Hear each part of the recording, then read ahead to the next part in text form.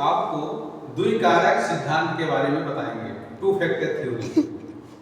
ठीक है, ये TET, CTET, NET and JRF, PGT, higher education सभी में पूछे जाते हैं। तो सबसे महत्वपूर्ण है यूपी टैट और सीटेट में हर बार एक क्वेश्चन आते हैं, जैसे दो कारक सिद्धांत।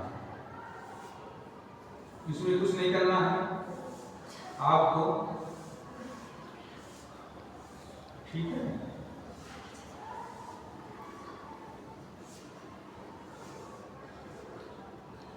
ये आपका G, ये S1, S2, S3, S4 और S5।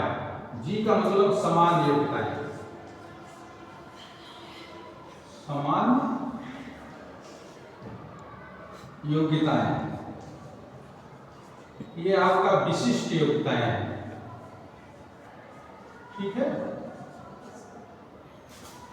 अब इसका द्विकारक सिद्धांत का जो है प्रतिपादक कौन थे?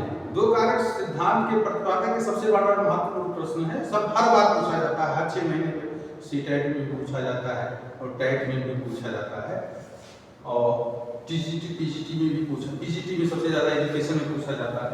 द्विकारक सिद्धांत के प्रतिपादक कौन है? स्पीयरमैन।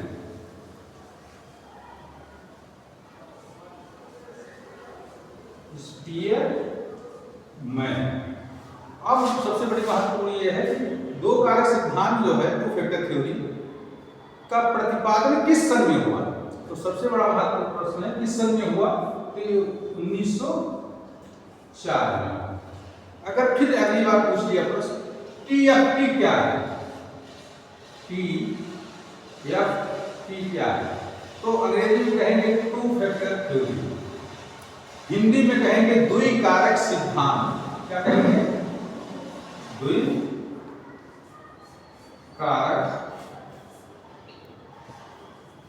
सिद्धांत। ये आपका एक बार ये पूछ लेगा द्विकारक सिद्धांत के प्रतिपादक कौन थे? स्पीयरमैन। द्विकारक सिद्धांत का प्रतिपादन कब किया गया? 1904 में।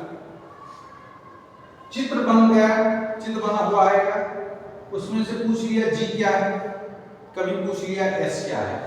तो G अगर पूछता है तो समान योग्यताएं, उसमें ऑप्शन दिया रहेगा 1 2 3 A B C D, ये उसमें से एक ही सही रहेगा। ठीक है, जैसे मान लीजिए द्विकारक सिद्धांत के प्रतिपादक कौन है? फन डाइक, पाउलो, स्पीयरमैन, पोहलर। स्पीयरमैन उसमें सही लगाएंगे। ठीक है, इस तरीके से क्वेश्चन आएंगे और ये सबसे महत्वपूर्ण है, हर बार आता है टैट और सीटेट में।